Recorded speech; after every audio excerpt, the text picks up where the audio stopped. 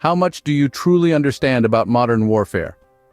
In the annals of human history, warfare has been a constant, yet, as our society has evolved, so too has the nature of this conflict.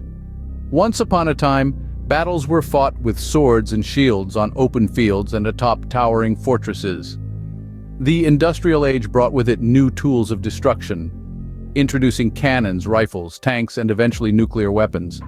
But in today's digital age, the landscape of warfare is undergoing another seismic shift. A shift from the physical to the digital, from the ground to cyberspace. Welcome to the era of cyber warfare.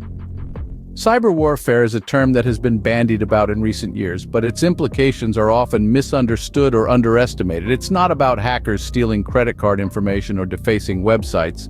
No, it's far more serious and far-reaching than that.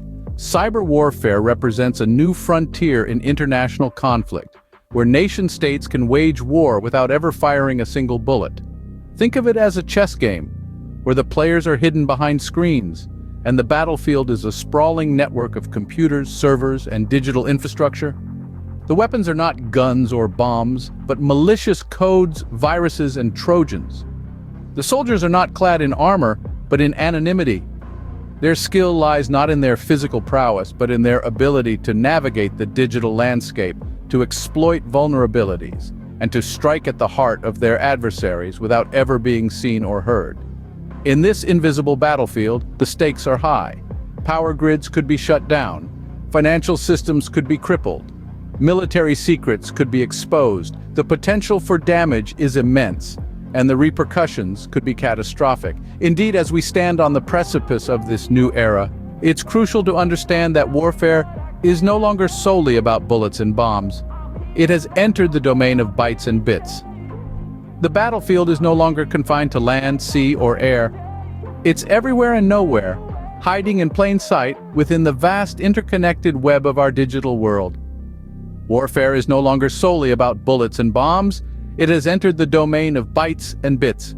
Have you ever heard of the Stuxnet worm? It's a question that might seem out of place in a casual conversation, but its implications are far-reaching. The Stuxnet worm wasn't just another piece of malicious software. It was a harbinger of a new era in warfare, a wake-up call that rang loud and clear across the globe. In the world of cyber warfare, Stuxnet was a game-changer.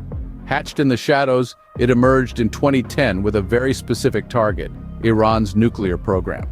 Unlike conventional worms, Stuxnet was not designed to steal information or disrupt computer systems at random.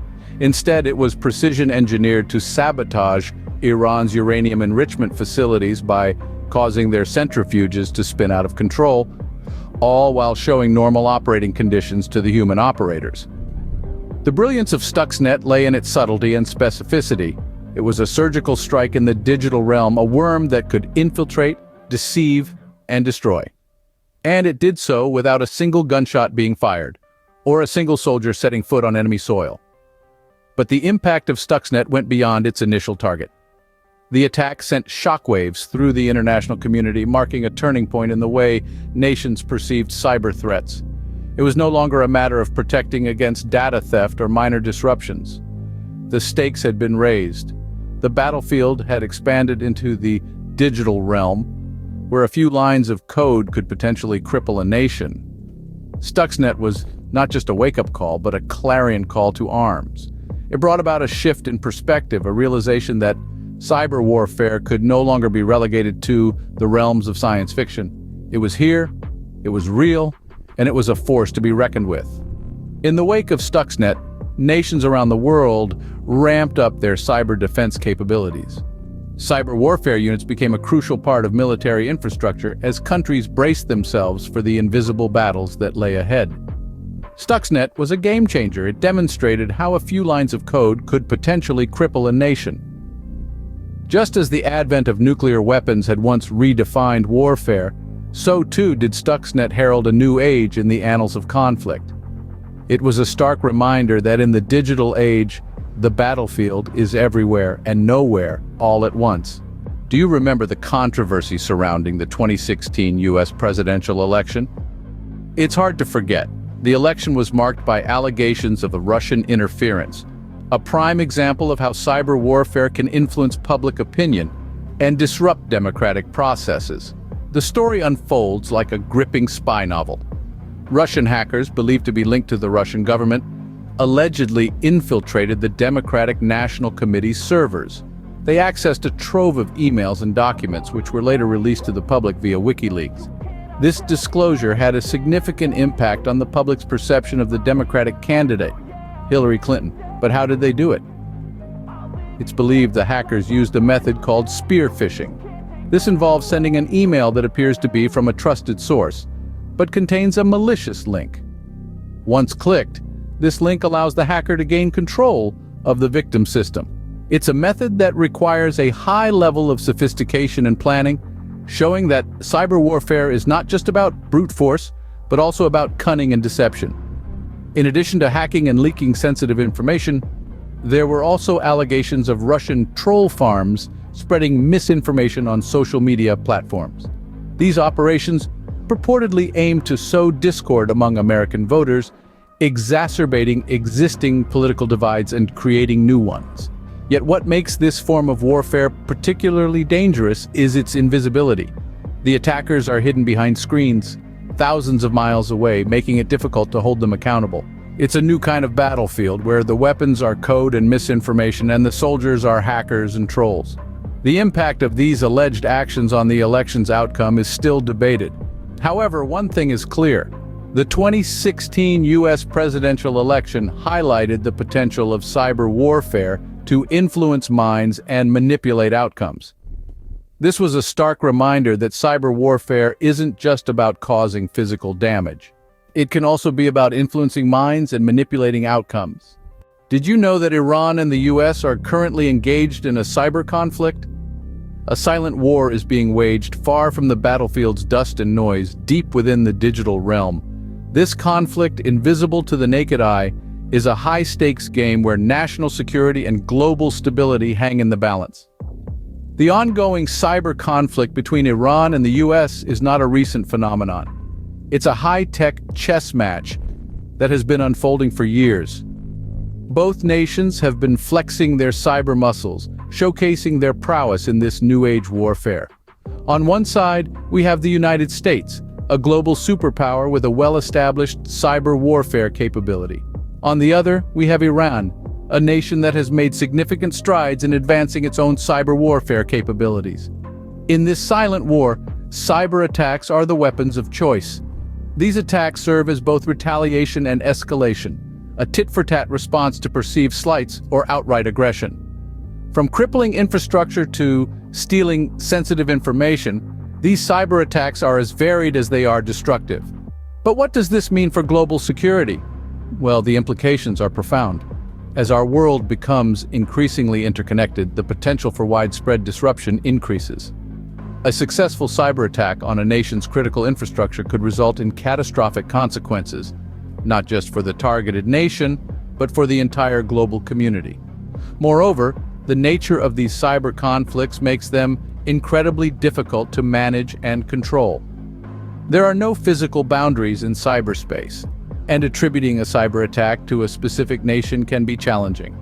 This ambiguity can lead to misinterpretation and potentially escalate conflicts. As we navigate this new digital battlefield, it's clear that our understanding of warfare is evolving. Traditional warfare, characterized by physical battles and visible enemies, is being supplemented and perhaps even replaced by this new form of conflict. This ongoing cyber conflict underscores the reality that the next world war may very well be fought in cyberspace. It's a sobering thought, but one that underscores the importance of understanding and addressing the challenges of cyber warfare. So, what does all of this mean for us? Well, let's break it down. Cyber warfare, as we've seen, is no longer a theoretical concept or a plot in a science fiction novel. It's real, it's happening, and it's shaping modern-day conflicts in ways we couldn't have imagined a few decades ago. The Stuxnet Attack, the Russian interference in the 2016 U.S. presidential election, the ongoing cyber conflict between Iran and the U.S., these are not isolated incidents. They are part of a larger, more complex narrative that is redefining the very nature of warfare. The implications are far-reaching. On a national level, cyber warfare poses a serious threat to security. Traditional defense mechanisms are no longer sufficient. A country's infrastructure, its power grids, its communication networks, all these can be compromised in a matter of seconds. And the most alarming part is, you don't need a massive army or advanced weaponry to inflict such damage. A few skilled hackers operating from an undisclosed location, equipped with nothing more than a computer and an internet connection, can bring a nation to its knees. On an international level, cyber warfare complicates relations between nations. How do you negotiate peace when you can't even see or identify your enemy? How do you enforce international laws in a realm that knows no boundaries? And let's not forget the individual level. Our personal data, our privacy, these are also at risk in this new battlefield. We are not just bystanders in this conflict. We are potential targets. This is why it's critical for nations to invest in cybersecurity measures. It's not just about protecting government secrets or critical infrastructure, it's about protecting individuals, their data, their privacy. It's about maintaining peace and stability in an increasingly interconnected world. And it's not just a responsibility of the governments. It requires international cooperation. Cyber threats know no borders. Neither should our efforts to combat these threats. Cyber warfare is the invisible battlefield of the 21st century. It's a battlefield that we all need to understand, because in this digital age, anyone and everyone can be a target.